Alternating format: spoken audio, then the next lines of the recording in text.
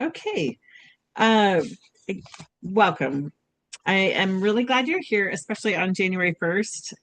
I let's just before we even get started, just can you drop it something in the chat saying like where you're calling in from, and maybe choose an emoji that reflects how your business or your work felt like in 2025, since we're saying goodbye today.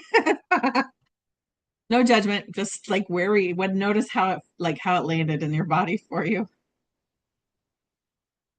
Let us know where you're calling him from.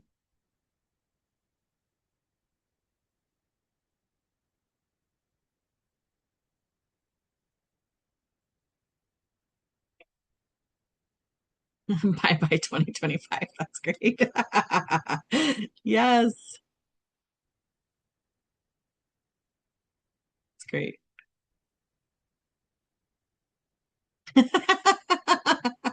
Peekaboo. I love it. Great.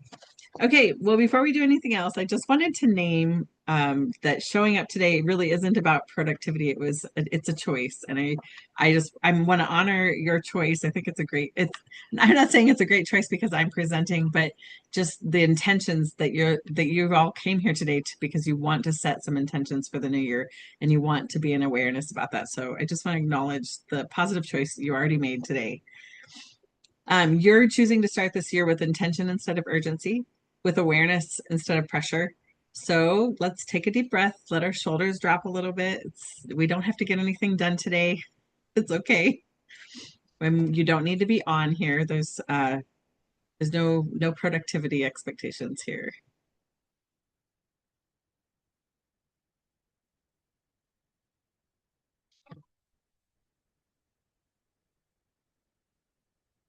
If you're comfortable, like I said, drop a message in the chat and let's say hello. Let us know where you're from. I am going to share my screen. I made some pretty slides to go with my talk today, and then we will have time at the end for questions. If you think of a question though, or something you want me to make sure and include when I'm talking, or if I'm going too fast, please let me know in the chat. I have that open so I can see what you're saying. But I'm going to just kind of talk through a few points first, and then we'll go to more interactive interaction. So you're here today because what used to work really isn't landing that well anymore. And even if you can't fully articulate it, most people are feeling like something shifted, but they're not really sure what it is or what it means. And a lot of times, for most of us, at least what I've been hearing from people I'm working with, that pushing harder in their business has actually created a lot of resistance instead of results. So, and it isn't really a mindset issue. And it's really not a motivation issue. I think that the background program has changed on us and we're all feeling it, but we're just not quite sure what to do with it yet. So that's what we're going to talk about today. So, whoops. See now, I love how I started on the wrong slide even. See, no performance anxiety today. We're just going to be here together. And mistakes will be made, I'm sure. Okay, so something has shifted. We're all feeling it. Hello from California and hello, Christy. Good to see you. Um, so when we talk about the old paradigm in business, I've been calling it the mountain goat era because it was Pluto and Capricorn, and that's represented by a goat, right? So for many years, Pluto was moving through Capricorn. It moves very slowly, so we often don't feel some of the outer planet shifts until we have like a breakthrough or a change where it moves from one sign to the next. And even last year, I felt like I was expecting this big dramatic like change because we moved into Aquarius, but it was like the slow warm up instead. So Pluto feels a little more like the change that happens inside your crock pot, not so much like an instant pot. So it's just a little slow. It could take days, years, weeks, months. I mean, the planet will be there for almost 2 decades. So it's a little more of a warm movement. But Capricorn, where we were before, that was a lot about climbing, steady, having secure foundations. But also like there was never you'd reach a summit and then you'd see another summit. So there was never like a satisfaction with the Capricorn energy. It was always like we're climbing and now we have to achieve a little more and now we have to achieve a little more. And Capricorn is it's an earth sign too. So it's a little more grounded energy. I have been feeling a lot more, oh, I wouldn't call it flaky, but just airy, a little more, like I need to really ground into my body sometimes, some days because of the new energy we're living under. But, the key thing is that during the Mountain Goat era, the hustle culture actually worked. Um, like if you just showed up for your business and pushed and contacted people and did the thing everybody was teaching, it worked. You'd make money. And it built real things. It rewarded discipline, endurance, a little bit of martyrdom, like you could like literally, I have remember times in the past 2 decades where I worked so hard, I got myself physically sick, but I still made the money at the end. And that's what, like, so I still get rewarded for it even. And that's the first thing I noticed coming into Pluto and Aquarius is that my body just does not tolerate that. Maybe it's because I'm getting older, but I also think it's a little bit of the energy. So, but the point is, it was a lot of endless climbing and not a real arrival point.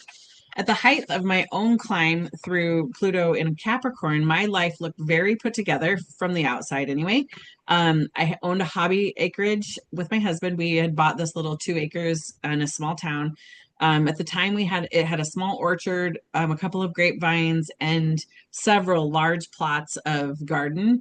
And it was about 2.5 hours of mowing a week just to keep the grass mowed. And then we had constant, I mean, I got to a point where I didn't even make a to-do list anymore because I'd never get to the bottom of it. It was just, there's always something to do. We had chickens, we had bees at one point. And I also had two successful network marketing businesses during the time we lived in that house, ran a daycare during the day, and had 2 toddlers and a teenager at home that again, I was a little younger, so I had a little more energy. Plus, all the people in my house at the time were generators, so I was borrowing tons of sacral energy off of them. And I wasn't into human design quite yet. I got exposed to human design in 2010, but at the beginning in 2008, and I've been saying that all this last year, like, oh, hustle culture, that's so 2008, but it's really true. I literally remember starting both my network marketing businesses with a list of 20 people that I thought might be interested, and it worked. I still get commission checks from the oil business that I grew during this season every month, and I still get annual dividends from the little hobby farm we had bought into, like a co-op.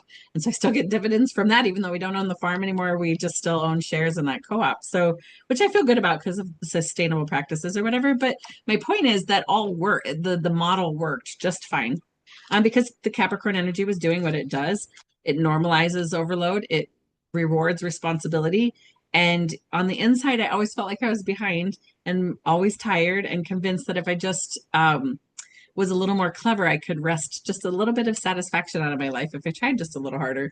And anyway, I remember the one network marketing business, like the reason I stopped doing that is not because I still love the products, I use them all the time, but and no, this isn't a pitch for it, just so you know. But my second boy, he loves to talk to. He's a 2-4 generator, and so he thought whenever I was on the phone doing follow-up calls that was time for him to talk to. So it became really hard for us because I didn't want to yell at him when I'm on the phone. That's so baby boomer, like I just was like, I don't know when I'm going. And he didn't nap regularly, and he didn't sleep at night regularly, and it just totally disrupted my flow.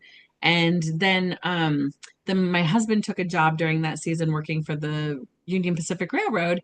And so suddenly I don't have the support at home to go to classes in the evenings. And my oldest was in high school, so she was busier in the evenings.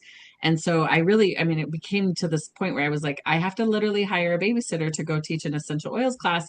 And so that's a commitment. Now I have to have it be productive in order to justify doing it. And one night, so it all came to a head one night. I drove 2.5 hours away from my house with a babysitter, of course, and my daughter was at softball or something like that. And when I got there was 20 people in the room. So I thought, oh, this is great. At least I didn't do all of this effort and get the sitter and, pay. I mean, I'm bringing, $50 worth of oils I'm going to be passing out. It's an expensive thing to run a class. And at least there's 20 people here. And by the end of the first 20 minutes of introductions, I found out that every single one of them was signed up under someone else already. And it was a colossal waste of my time. And I was so mad about it that I became so bitter. I'm a projector, so I became so bitter. They literally couldn't talk about essential oils for almost 3 years after that happened. I was so mad, and because it wasn't just that. That was just the straw that broke the camel's back, you know. So I lost money in one evening, and I drove home thinking, man, I'm doing everything I'm supposed to be doing. Why did that feel so wrong? You know, that was just, I felt so used. But anyway, it wasn't failure, it was a misalignment. And I didn't meet human design until 2010, and I learned a whole lot about how I'm not a manifesting generator. So that was part of my problem. But anyway, also what I learned during that time, I didn't realize I was learning it at the time. My only defined channel in my human design chart is the 6447. So I'm not weird when I say that sometimes I get downloads from the divine through my dreams. And one of the downloads I got at the time was that I had a dream about this acreage, that I was up in the upstairs bedroom which we ended up deciding was our master bedroom. And I was looking out the window and I saw rows and rows of food growing, and that it was somehow feeding people that I didn't even know. And so that, in a literal sense, never ended up happening. Most of the stuff we grew, we ended up eating ourselves, although we did have a really good apple harvest one time with our orchard that we were giving applesauce away that year. But on a general sense, the business model of like going to farmers markets and all that stuff, we actually never actualized all that. We did sell a lot of honey from our bees, but today what I can tell you is that because again, the way my energy is designed is I'm often 2 years, 6 months, or 5 or 10 years ahead of the collective in what I can see coming. And I have to be careful about that because sometimes the collective's not ready to hear what I have to say, and that can get frustrating, especially without an invitation. But also, sometimes I just have to sit on those ideas and those dreams and wait for the right time. And when I was writing the script, if you will, that I'm totally not going off of right now for this class, I remembered that dream. I'm in some ways the seeds of what I'm about to teach you today were being taught to me hands-on through the care and concern and nurturing I was doing for all these different plants. And I mean, they all have completely different ecosystems really, but they get along together. So when you have an orchard and a garden, here's a few things you learn very quickly. Like I said, every plant needs something different. Some of them like more sun. Some of them like their roots a little wet. Some of them like to be dry. Some of them require pollinators to be fruitful. Some of them prefer to be ignored. Actually, we had a whole shade garden that the more you messed with it, the worse it got. So you just leave it alone and it would do fine, you know. And some plants just literally cannot thrive in my climate zone. And that is important for me to know. I also learned how to select heirloom seeds. And again, I'm not trying to sell you on gardening, but it is a really fun thing. But heirloom seeds are basically non-GMO modified. And so you can harvest the seeds out of the fruit later and use them again the next season for seeds, which was totally like mind blowing to me, you know, as a city girl who had converted into an orchidist or an apiarist and gardener. And anyway, I also learned that more apples, while that sounds like a good idea, is a terrible idea in late spring. One year we didn't prune them and we ended up with lots of little tiny apples that tasted horrible. And so the next year we cut the whole tree down by 2/3 in the late spring. And then that was the year we were giving applesauce away. We couldn't sell it fast enough. We couldn't put it up fast enough. So, and then the most ancient truth of all, I learned that you actually reap what you sow. I mean, you can't outthink. You can't be more clever than the seeds.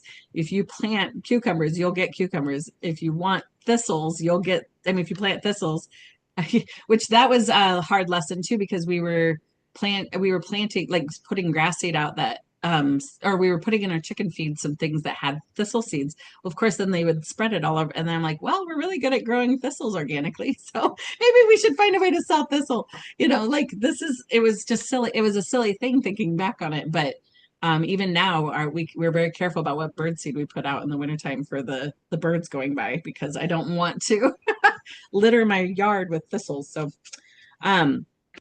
and so today I am applying all these hands-on lessons I learned from this garden to my business, and I'm actually thriving. I don't feel like my business is draining me. I feel very good about the work that I do with my clients. And so I want you just to I hope you brought a notebook, because I'm going to ask you to write some things down as we go. So the first thing I want you to ask yourself is just a reflection dart. Where are you at right now? Where are you are you getting the results that you're hoping for when in your business? Is your business balanced with your life in a way that feels good to you? Just where are you at right now?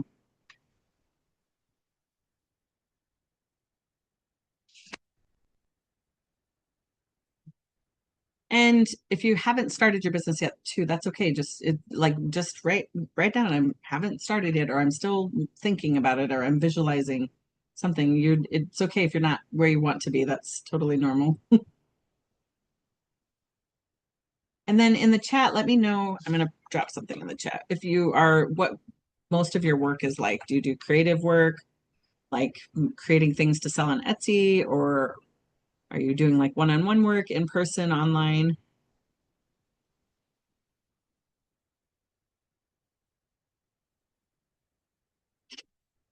And the last question is, on a scale of 1 to 5, how much do you currently use astrology or energetic timing in your business? One being not at all, of course, and 5 being like it's pretty much part of my decision making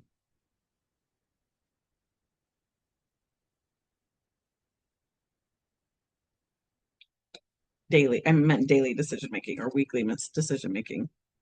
And wherever you're at, you're welcome here. It's okay. I just wanted to kind of get a feel for where people are.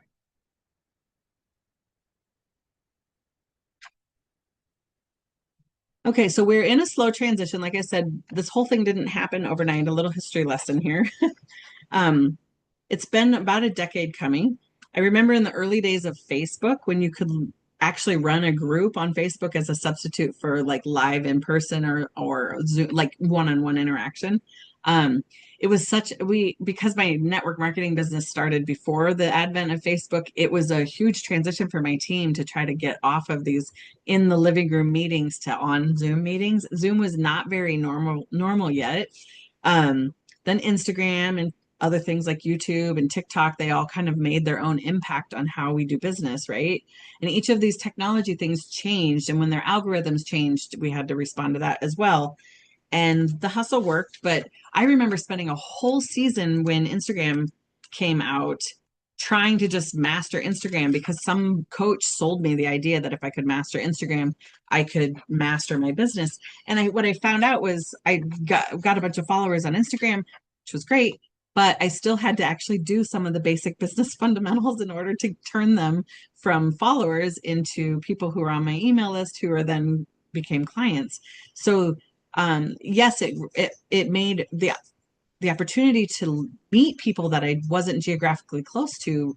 That was amazing, but it also created a new kind of understanding about the work, what it would take to earn their trust and earn their business. So, and so for years we've been just kind of slowly moving. Like I kind of think about climbing over a fence in a field on a farm because I don't that's where this analogy is coming from. And like you're not on one side or the other for quite a bit, right? Until you put your foot down, right? And so I think these last few years, especially since the pandemic, when the pandemic hit, Zoom became normalized, right? Everybody that used to be anxious about getting meeting on Zoom, everyone, even the older people at my local faith community are willing to get on Zoom for a board meeting now, whereas they insisted all that had to be done in a boardroom in person before. So that really changed things a lot. And then now we're in Pluto in Aquarius, and the most recent technology that has impacted the way we do business is AI. And everybody's talking about it. Some people are demonizing it like it's the worst thing that's ever happened. Some people are harnessing it. My favorite is all the people that are selling chat GPT prompts because I'm like, I mean, they're selling that like it's a coaching package, and I'm like, no, that's just a list of prompts. Like that's not even anyway. And this isn't an AI class either, so I won't go into that too much in depth. But that's like to me is the classic Aquarian technology advancement is this almost humanoid AI. I mean, my chat GPT has a sense of humor, and I sometimes literally laugh out loud in our interactions. It's a robot, but I am like interacting with it. It's that part scares me a little bit because for my kids' sake, like they're having real emotional connection to this this, chat. And I'm like, we need to put some guardrails around that because it's not a human. It's not going to be able to ever satisfy those relational needs. But when you're immature and you're just playing with it, it's a toy, it's fun, and it becomes kind of emotionally engaging. So anyway, the point is that I don't think AI was a tool, but I think that's really signaling where we are standing today. Where you are individually in your business is now, I'm now trying to place you in the context of where the collective is at. And consumers, I feel like, especially in the last year, have become a lot more discerning. I've had people email me and say, "Did you write this or do you use AI?"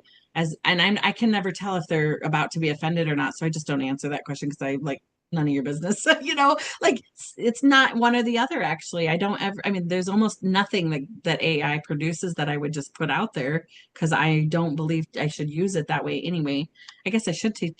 I'm obviously going there, so maybe I should teach a class about how I use AI because I have learned to give it tons and tons of context and actually like kind of the way I would talk to someone that if you and I were sitting in a room trying to discuss marketing, we would have a whole bunch of contextual conversation before we tried to make a decision. So I don't assume that it knows anything, and I definitely hate it when it just spits out best practices to me because I'm like, well, that's not a. I could have Googled that myself. I don't need you to tell me to just do it the way everybody else is doing it. That's just silliness. So anyway, um, it's really signaling a big change. Oh, back to the consumer discernment. I think that they're trying to find the authentic, the human, and the real. That's where trust is going to start signaling from. Is if this was authentic, is it vibing? And like it's a vibe check thing now. And so we used to say in marketing in under Capricorn that people needed to know you and like you and trust you. And now I really think in under Aquarius, it's going to be they need to trust you, and trust you, and then they'll buy from you. So, I mean, the visibility is the easy part now because we're so globally connected that it isn't really about do they know you? It's about do they trust you? Is your vibe on check? And the only way you're going to be able to master your vibe being on check is to be in alignment with your own design. There's no shortcut to that. I cannot fake being not, if I'm tired and I show up to a one-on-one call, I can kind of fake it for 45 minutes, right? But if I'm writing content in that state, that vibe will bleed through. And so it's just, I might as well go take a nap and start fresh, right? It's not, I can't fake my own vibe check. So, and I really do think that people are starting to see sort of through the screen to like feel the human that's on the other side. And I guess at least I can, I don't, maybe everybody else can drop a comment if you think they can or they can't in the chat. But for example, I remember I have a lot of openness in my human design, and I remember feeling like that was a deficit on Zoom because when the pandemic first started, I'm like, oh, I feel so blind going when I will talk to somebody on Zoom because I can't feel into their energy. And I now, after practicing with it for the last 5 years, now, oh, sorry, it's 2026, now 6 years, I feel like I can feel into your energy across Zoom just as easily as I used to be able to over the phone or in person. Maybe not 100% as accurately, but like I've maybe trained myself to listen, to let my body listen differently than it's just not as much of a barrier as I felt like it was at first when this was all new. So and let me know if you agree with that or not too. I definitely think people have become more discerning and attuned to what kind of energy they're feeling from the other side of the camera or from the other side of the post on Facebook or whatever. So yeah, yeah, exactly. When I'm balanced myself, I could definitely notice it more. Okay, so Pluto and Aquarius is not going to be another higher, prettier, better grass over there kind of experience for us. Aquarius doesn't offer the higher summit. It offers systems, networks, feedback loops, flow, and Aquarius energy is really a lot about the individual. There is a collective component to it, right? If the collective is doing something that's going to hurt the individual, but it's really about sustainability as an individual. And it's going to, at first, compared to the Capricorn energy, it feels a little self-centered, but in a completely different way.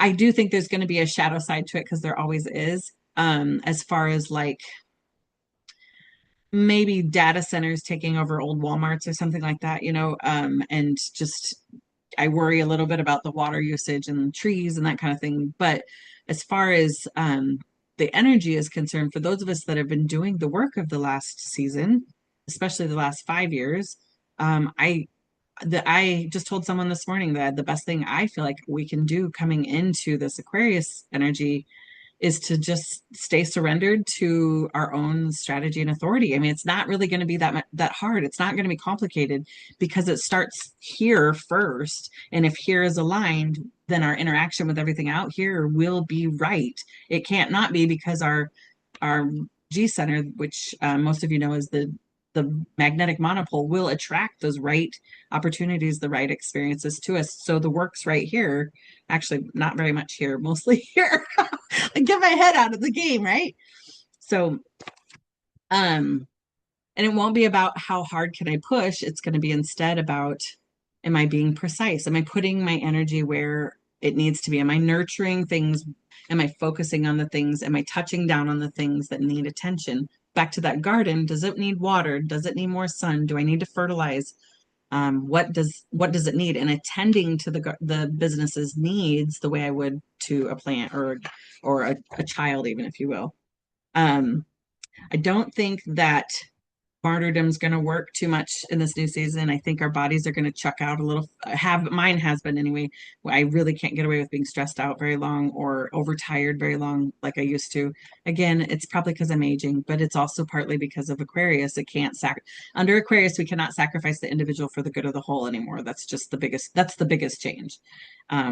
It just is not the way the Pluto will not reward that. So hustle culture was a great solution in 2008, but the future of business is going to be precision and alignment. Martyrdom or just working that extra 20 hours or whatever, or pushing through to the deadline is not going to move the needle. And because the plans have shifted and we're not going back. And I'm kind of happy about it, actually. Anyway, my align framework that I'm going to teach you next is not really a productivity framework. It's more of a navigational framework. Because you came here because you wanted to know what quarter one has in store for us. We'll talk about that a little bit. Oh, thank you. Thanks, Gary. I hope so. I have gray hairs to prove it, right? The gray means that you've earned some wisdom. Like I should call them my wisdom glitter or whatever. But this is what it's going, kind of a taste of what it will look like to move forward in alignment or to use alignment to make business decisions in the first quarter of 2026.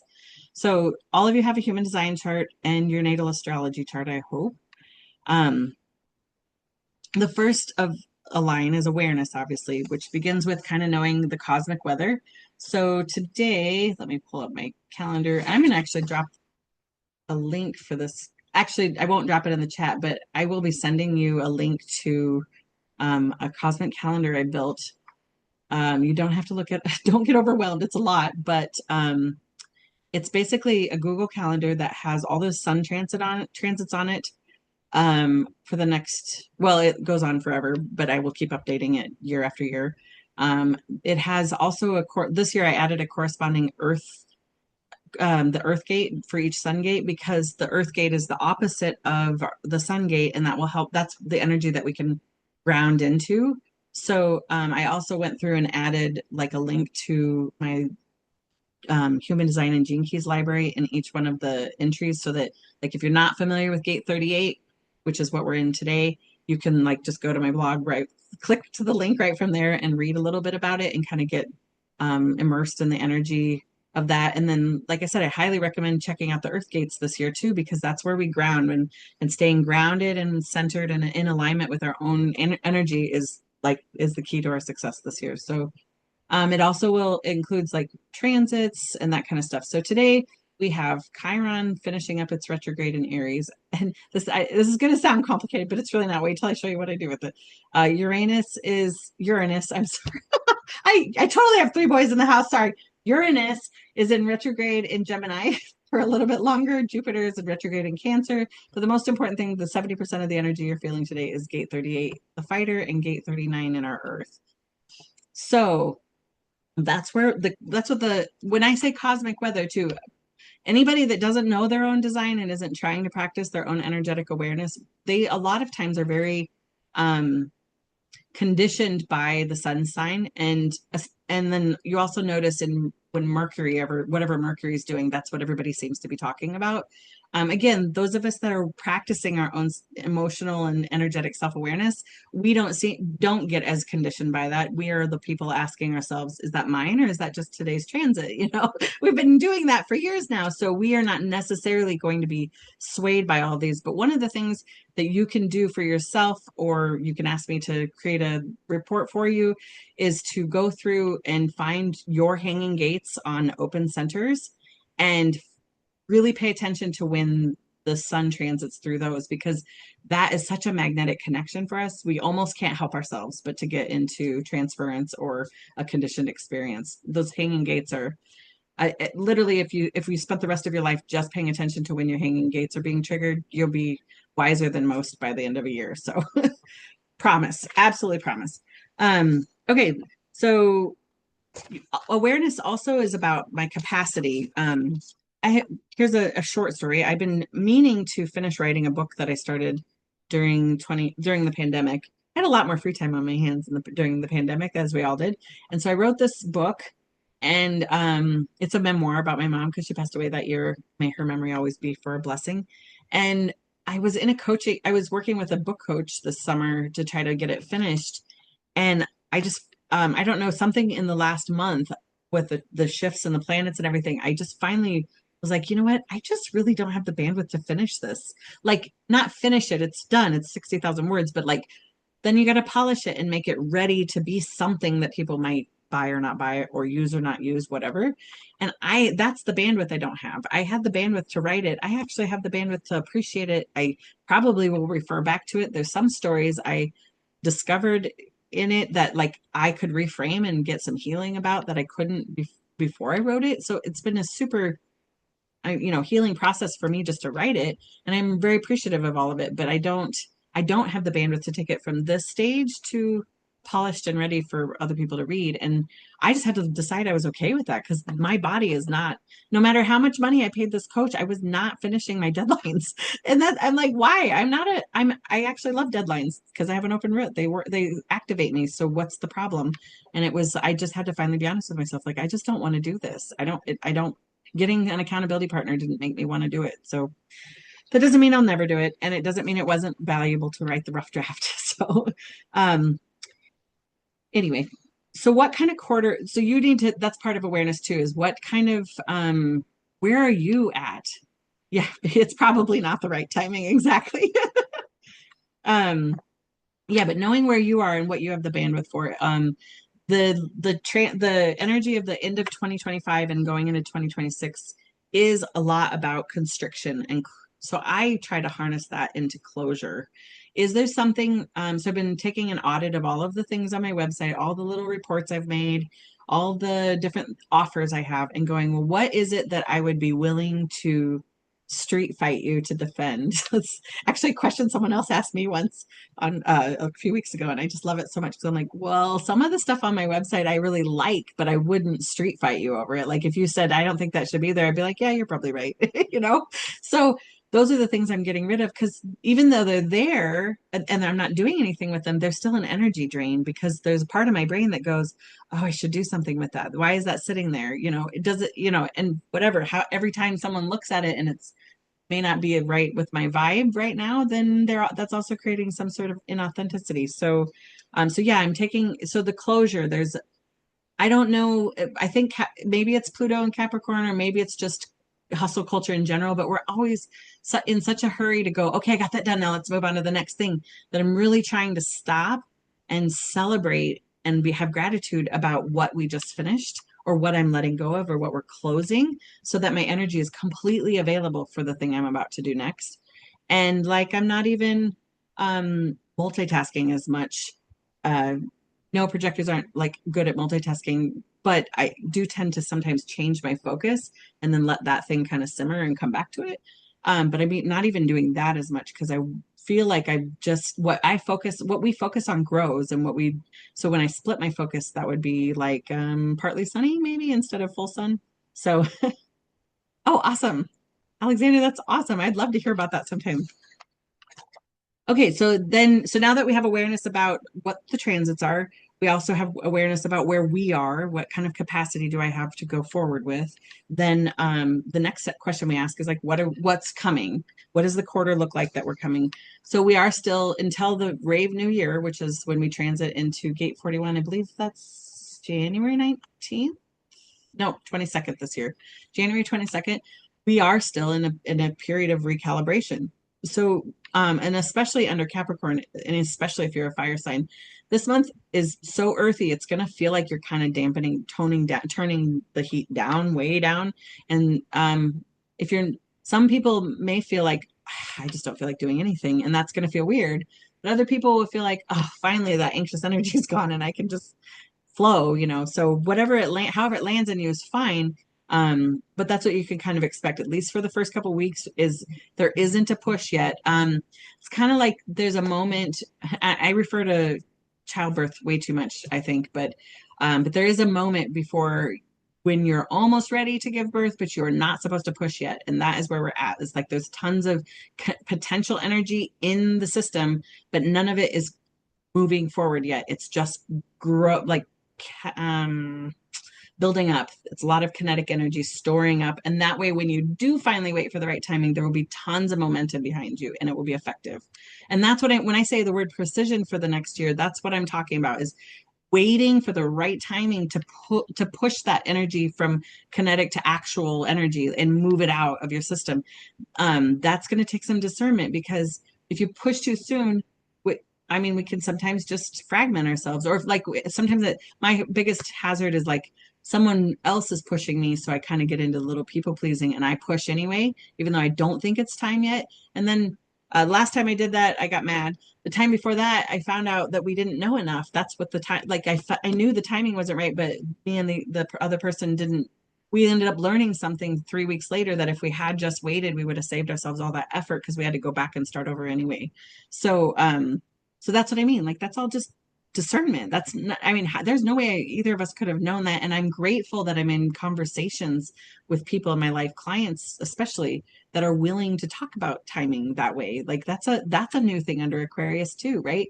If I had told you, I'm not sure, I think there's some new information that we should be waiting on. 10 years ago, people would have looked at me with weird Google eyes, like, she's weird. She's, even just, all this new age stuff isn't new age anymore. Everybody is literally talking about spiritual things. So um thank you, Christy.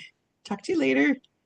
um okay, so quick sun sign check-in. We're quarter one is going to reward people who are listening for traction, for that moment when it is okay to step forward. And when I say listen, if your strategy and authority is more like intuition based, that's what you're listening for. If you're more of a body, like a generator, you're listening for the cue inside your body. Or a manifester would get that cue inside their body. I'm a soundboard, so honestly, I'll probably have a dream. So the 6447. So, but yeah, just saying, listen, I don't want you guys to feel like this is not individualized. You're going to listen the way you listen best, and talk it out loud if you're more of a soundboarding person like me. Also, look at your sun sign. If you want to take a minute to drop that in the chat, you can. January for fire signs is going to help them refine their direction and conserve fuel for the road ahead. January for water signs, they're going to be able to feel a lot more of a connection for their intuition, and strengthening their containers to hold the thing that they're carrying. Yes, Aaron, I'm thinking of you. Just really feeling that strengthening of the vessel that you're carrying your wisdom in. The air signs are going to definitely, maybe you're already feeling it, but you're definitely going to hear a lot less static in noise in your like mind and in your thoughts and your intuition, and you'll be able to choose depth over done. And then I think January for earth signs will be a lot about maybe redesigning systems, things, making sure your systems are supporting you and not draining you. and really cultivating some endurance. Again, not cultivating it in the way in the like workout, but more like setting up things that will help you endure longer stretches. Um, oh yeah, Pisces is a water sign, so trusting, getting a lot more in touch with your intuition this month and being able to strengthen the containers that you, the vessel that you're carrying your wisdom with. So that is awareness and practice. The next one is like location, which, where am I standing right now? So like having a map or having a calendar of what's coming, if you don't know where you're at in relationship to what's happening, that's, you're going to be, you could be on, yeah, like that'd be like trying to get to the Pacific Ocean, but you're in Europe instead of California, like you'll be totally disoriented. So again, really, if I were to give you an assignment, if you wanted that advice, I would say spend the next few days just really sitting in your space, your meditation, wherever you connect to yourself and really ask, where am I? And just be really honest. Like, I really don't want to do that book. I am really at a place where I love what I am doing and I don't want to take time away from that to do something else right now.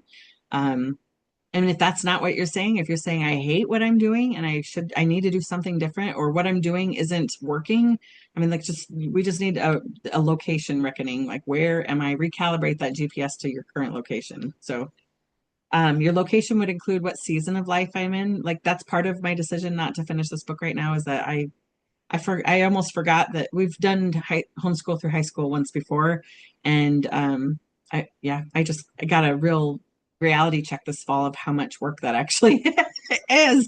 It isn't easier. They don't just do stuff.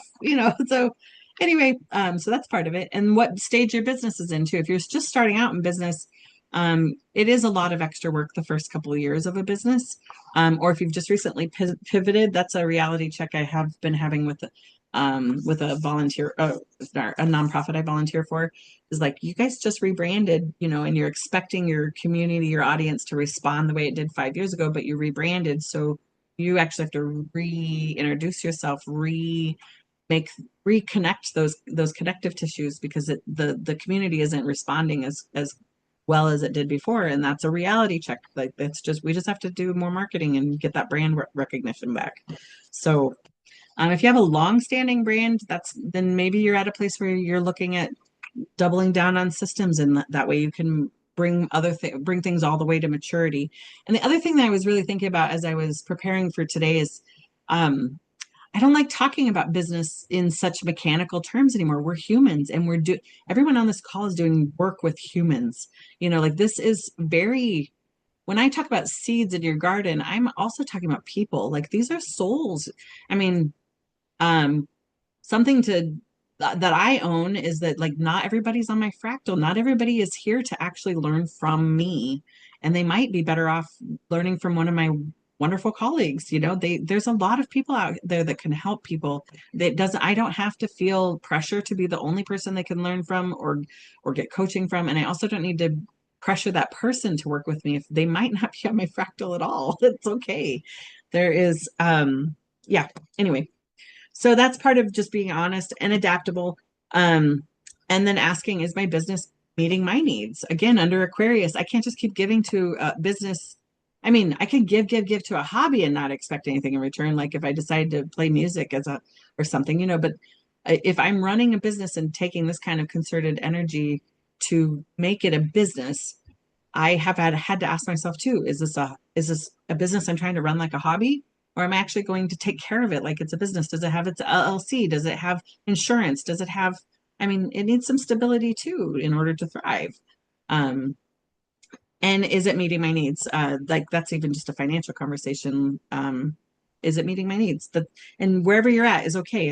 Again, I'm not asking these questions to be in judgment, but just to help you kind of orient where you're at, so that you can decide what to focus on in the next quarter. That the energy is aligned for you to focus on. It's all going to be there by the end of the quarter. You just get to decide which parts of it to focus on next. So, okay, so seeds. Do you need to plant something new? Do you need a new offer, or do you need to get new people that might be on your fractal line into your orbit? Do you need to meet new people?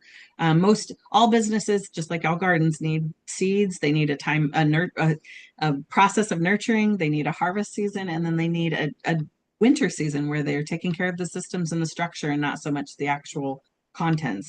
So a nurture season, and we do all four of these all the time. I have been teaching this garden model for about almost 2 years now, and yeah, that's one of the biggest misunderstandings. I don't mean that just because it's quarter 1 and maybe right now is good for getting out your seed catalog or whatever and planning, dreaming up your business, which is exactly where we are. But that doesn't mean you shouldn't still be nurturing the people that are already there, or that you shouldn't still be making sure your emails are deliverable and that your systems are, like it's always good to check, I mean, in real life, when you go out into the garden, it's easy to see what systems are broken because something's fallen or got broke or whatever, or the watering doesn't go on automatically or whatever. In techie systems, sometimes it's harder because you don't see it until someone says something, and I'm like, I didn't know you weren't getting the emails. Where did you go? I don't know. So yeah, but those things we do all the time.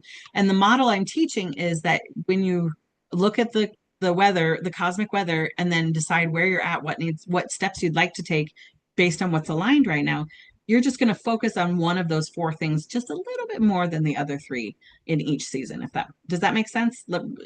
Put a thumbs up if what I'm saying makes sense. We don't deny the other three. We're just going to pick one to focus on. That particular activity in the is more aligned this season than the others.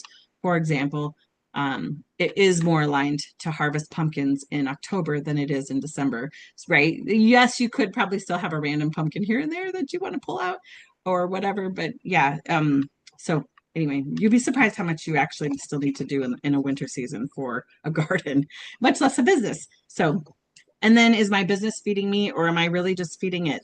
I mean, again, I don't think that this year it has to be that way. You don't have to put a timeline on it, but over the next 2 decades, that's what Pluto and Aquarius is requiring us not to keep dumping and dumping and dumping into things that are not like taking care of us too. There is an individual component to this energy that we have to yeah, it sounds so selfish to say, but we have to get something out of it too, or it's just not going to be sustainable. So okay, so if you are willing, you can drop a word in the chat about what season you feel like you're kind of in right now. If you're in a seed gathering season, or more of a I have people, I just need to start nurturing them, or more if you just feel like you're getting drained all the time. Again, no fixing, just noticing where we are.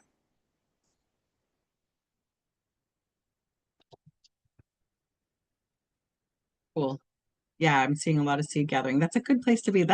I feel like seed gathering time. I used to love going through seed catalogs because it's like all the potential. I love potential. Sometimes I have to do reality checks because potential and reality are not the same thing. Yeah, exactly. Nurture myself for sure. Okay, your ascending sign in your astrology is like your that's the thing I would connect most to the climate zone. What your ascending sign is going to kind of determine what other people, the public, feels off of you first. Whoops, I moved to the meditation slide. I'm not ready for that yet. And then I'll briefly go through the other ones just because of time. So jot down what your ascending sign is. I have a brand archetype report on my website that you can get. It's like $11. And it talks about what your brand archetype is based on your ascending sign. And yeah, Libra ascending. I'm a Leo. I'm a Leo with a Leo ascending. Isn't that, it's just a lot of fire. Woohoo. Nice. Nice. Scorpio. There you go. Um, intentions. The I in align is intention. Intention's not about making bigger goals, but it's about making the ones that are truest to our soul. Like what am I building in? What am I gonna double down and invest in people? What actually matters now or in the season, in the year to come. Intentions under a line are responsive, and I don't mean responsive like just for generators, but like now that you've done the first 2 steps, now you're saying, okay, this is what I'm going to put my energy into. This is the precision part of the process. Because again, if Pluto in Aquarius isn't going to reward you for just doing more for the sake of doing more, it's going to be doing the right things. Right? Remember my more apples in March was a horrible idea. On a scale of 1 to 5, how clear do you feel today about what truly deserves your energy in the coming quarter? Just curious. You might not. I'm still teaching you it. It's okay. But just one being like, I'm not really that clear, and then 5 being crystal clear. Let's move on. Sweet. Awesome. Okay, and then guidance, of course, too. This is about where the astrology and all that stops being spiritual and starts becoming really practical. And I feel like this is what I try. This is what I'm always aiming for in my weekly emails about the astrology is like just practical, like how do I bring this home and use this? Because I don't know, I don't feel like it's really all that interesting if there isn't some way to do something with it or about it. So the question you could ask yourself is like, what's already quietly trying to lead you? Quarter one is quiet. So you might have to like, again, quiet yourself down. We'll do a meditation here in just a little bit more and listen to like, what is it that's already trying to call you or lead you forward? That this kind of guidance can show up in like things that keep coming in your universe, or thoughts that keep coming up. If it's a thought about something from the past that keeps coming up, that's again, we're in also a closure time of the astrology. So there might be that there's some unfinished business to attend to, so you can let that go and celebrate it by being on. And then the N is just nourishment. And when I say nourishment, I'm talking. I think that's a really great word for a business. It's not again nurturing and nourishment. That's about people and plant. That's about living things like living organisms. It's not uh, send that email. It's not transactional sounding, and I'm not just doing it to relanguage it, but I want us to go into business this year feeling like it is about the people we're doing business with. Whatever transaction it is, there's a person on the other side of it, and not getting lost in that. AI can sell stuff without any human connection at all. Lots of things. Websites can do that, but humans to human, I really think that's going to stand out in the backdrop of all this technology. And I'm not against technology. It's one of my services is to make your tech help support you. Like I love technology, but it can't replace that authentic connection. And so we need to connect with ourselves and nourish ourselves, and then also be that keeps our our well full so that we can connect with other people. So that's another thing to reflect on is like what part of your business is costing you more than it's giving back, and just pay attention to those things because you might decide that like me that might be something to let go of this season and come back to it at a later time. So there's no shame in saying maybe that was a good idea, but it's just not right for right now.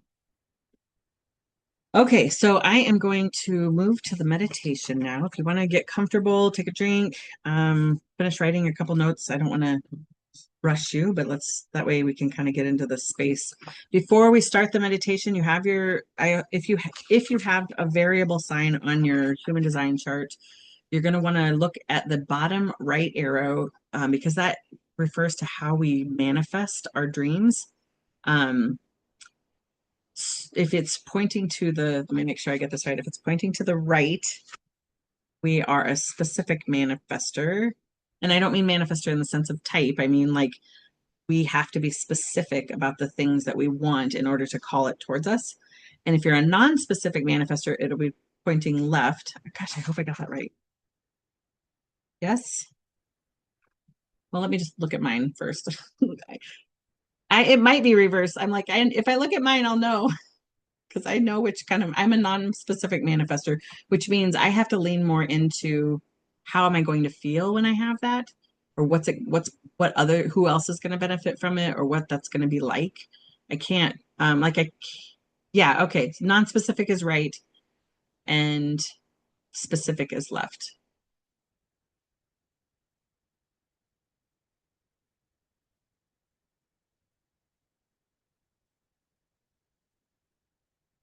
Yes, yes, yeah. Mine's pointing right, and I'm non-specific also. Yes, correct. Okay.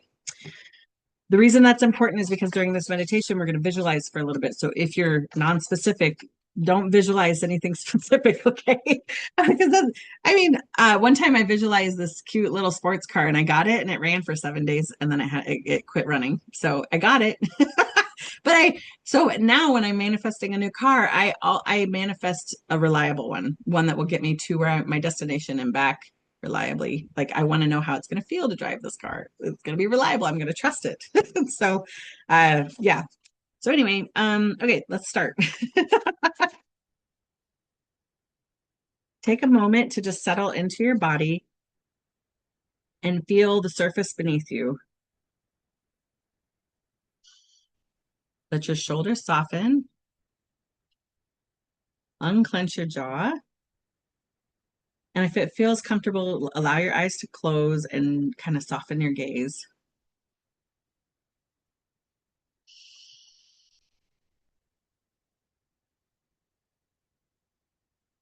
Take a slow breath in through your nose and a long, gentle exhale through your mouth. And maybe let's try breathing in like to the new energy of 2026 and breathe out the things we're kind of letting go of. The 2025 it really is the past. It only is here in the present if we have it here in our minds. So let's breathe in 2026 and breathe out 2025.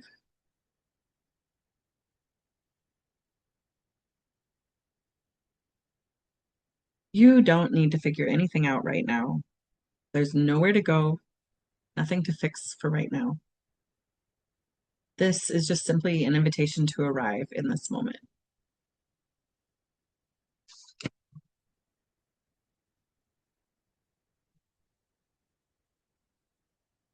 Notice your breath. Notice the rise and the fall of your chest or your belly. For some of you, clarity comes through responding and feeling what lights you up, what makes your body say yes.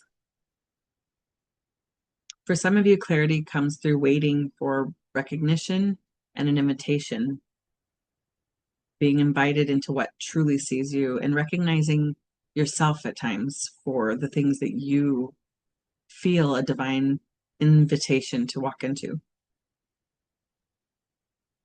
For some of you, clarity comes through initiating and that inner spark that turns on inside of you out of nowhere and makes things move. Whatever your way of moving through this world, it's right and your body knows it.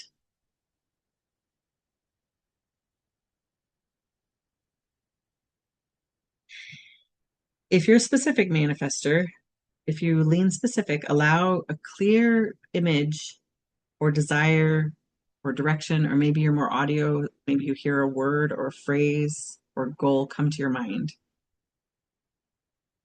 And once you see it, get as specific as possible. Where is it? What is it? What color is it? What's some of the texture on it?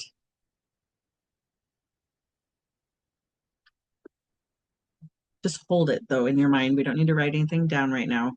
If you're a non-specific manifester, or if you lean more non-specific, what does it feel like to have the thing that you desire?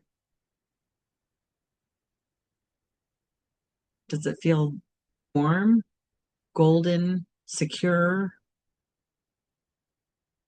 No details required. What's its essence? What is the quality of it? Who else is it impacting? How many people get to benefit from it?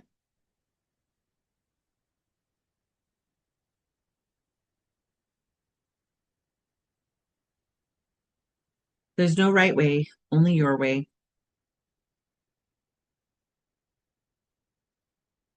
Now I want you to bring your attention to your signature feeling from your chart. Not what you want to accomplish, but what it would feel like. So again, if you are a generator, what is it? Let's just bring up the feeling of satisfaction in your body right now and feel into satisfaction. Feel where it feels in your body. Maybe try, if you're specific, see if there's a color that's associated with satisfaction, or like can you see if you can pinpoint it in your body. If you're lean more non-specific, then um, kind of tell you, like, identify for yourself. You don't have to tell me. Where is it radiating from? What general direction? And how does it make you feel? If you're a manifester, a human design manifester, your signature feeling is peace. So bring the word peace up into your body now. See where you can feel that. For the projectors in the room, of course, it's success. Success isn't always winning. Success is success. It can mean that the effort was worth it, even if the outcome wasn't what I expected. The effort was worth it. I learned a lot. But bring up success in your body. Where does success feel in your body? Where does that rut reside in the body? How does it feel when I have success?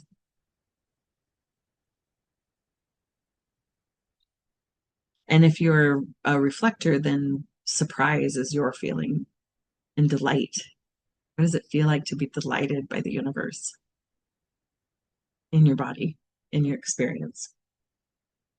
This is your onboard GPS. This is your inner compass, is this feeling of satisfaction or peace, success or delight. It's something, if something leads you towards this feeling, that's your clue that you're on the right, the fastest route. And if it pulls you away from this feeling, then it's maybe not for right now. Especially generators, you might just be frustrated because you've plateaued for a minute. You just might need to circle back to it in a little bit. Doesn't mean you give up completely. Now I want you to allow these words to land and repeat them, just like if you want to just say them. We're going to say an I am statement. I am satisfaction. I am peace. I am success. I am surprise and delight. I trust the way my energy is designed to move. I trust my timing. I trust what feels correct in my body. I trust that the universe is communicating with me all the time. And that when I'm attuned to my body, I can hear it clearly. I'm equipped with strong sails, ready to harness the winds of change as they arrive. I do not force the wind. I do not create it. I receive it and I partner with it to glide across the surface. I am guided by my clarity, not pressure, and I move with what supports me. I am supported by people who are cheering for me, welcome my growth, and celebrate my success and my satisfaction and my peace and my delight. I am not alone. I am well resourced and protected. And as I look to 2026, I allow my intentions today to be shaped by how I'm meant to move with ease, trust, confidence. I set my sails and I let the journey unfold. Okay, let's come back into our this moment together by kind of like wiggling your fingers and your toes. Notice your breath again.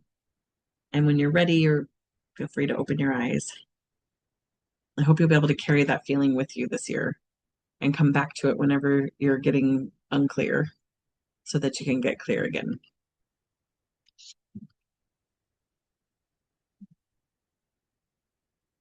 Okay. As we come back, the other thing I think we need to prepare ourselves for in 2026 and all the way through Pluto and Aquarius is that business is not going to be solitary and rigid anymore. It's going to be built together in communities, in cycles, in quarters, in relationships. We're not going to be required to navigate an entire year alone. And so I have structured a few things to support you if it's aligned for you. I'm going to share with you about that now. If you have to go or whatever, no, there's no hard feelings. I mean, feel free to take care of your needs, whatever it is. Okay, so clarity without a next step can feel really frustrating. So I wanted to make sure that we had something next that we could do with this energy. I built a cosmic alignment guide because white knuckling it for an entire year just isn't working anymore. So the guide says that you don't have to, basically is to help you not have to guess how to apply your energy and efforts month after month. I sold it as a annual guide last year, and I just decided that was very projectorish with too much information, like trying to teach the whole system up front, the whole year up front, and then whatever. So this year I've decided to break it into quarterly segments. So the only thing available on my website right now is the quarterly alignment guide. It has there is an option to get all 4 quarters, of course, over a year, but I just want to we will need to zoom in and digest 1 quarter at a time. The purpose of the quarterly alignment guide is to help you orient and adjust your sales, adjust your efforts to what's coming, and then help you stay in relationship with time. Again, I have this free resource with all the transit gates on the Google Calendar already. That's yours. I mean, I'll send it to you in the email tomorrow, no matter what, even if you don't buy anything. It's an awesome resource. I use it every week when I'm planning my own stuff. I go through and mark off whenever my undefined throat's going to be defined temporarily, because I like to revisit my copy on my website during that week because it's a lot more consistent energy for me. So yeah, use the calendar, do what you need to do with it. What most people appreciate about the Cosmic Alignment Guide from last year is that it helps them stop energetic leaks. So they're focusing on the things that are aligned right now and not pushing when it's not aligned. And that way that in itself creates more sustainability because you're using your energy wisely. And it also kind of takes all this big idea of cosmic energy and makes it practical and useful. The guide is going to help you translate big shifts into clear language and, again, practical action, because that's kind of what I'm known for. So, and it'll also keep us out of this lone wolf decision making. One of the things, if you really think about it, there's almost all of the strategies and authorities require another person in order for them to be effective. Like sacral sessions, you have to actually have someone ask you a question, yes or no, to get your sacral activated. That's not something I can do in my office by myself, you know. So this is going to also help you give you something to respond to, give you something to soundboard about, or give you like something to think about to begin the process of making a decision. So there's 2 options. The quarterly alignment guide is $77, and then the annual, which is basically buying all 4 of them before. I haven't created the other 3 yet, but they will be on time and ready for you before the next quarter begins. The annual alignment also includes the 4 guides plus the quarterly group sessions. So I plan to do this again just before quarter 2 and do this again before quarter 3 and quarter 4. So you don't have to decide today. I want everybody to take, time to run it through your authority or whatever. We have, like I said, a couple more weeks before the Rave New Year begins. So you already know what you need to be doing right now. We've already talked about it today. Anybody that's already one of my VA clients, I do have a special pricing available for you. So I will email you about that also tomorrow. So yeah, that's my pitch today, is that it's not about doing more or less. It's about doing what works in the moment that it's most aligned. And yeah, no urgency, no pressure. I want you guys to above all, no matter anything, this is true for all of my offers. If we're working one-on-one, I totally rely on you to make sure that you are the final authority in your own life, that you're running things through your relationship with source and your own body, and making sure that the timing's right for you. Just because I'm a guide doesn't mean I have all the answers. I'm not living your experience for you. That's it. I want to thank you again for spending this time with me to get the year started. And I'm going to stop the share, and I'm also going to stop the recording to open up for questions. But before I do that, I want to speak a blessing, because I want this on the recording more than all of it. But thank you for starting your year this way, with presence, with honesty and alignment. However you move forward from here, may it be with yourself, with source, and with community. Thank you for starting your year this way. May what you build in 2026 be something that holds you to, and may many blessings for success and wholeness for you. For now, you're ready. Go lead the world.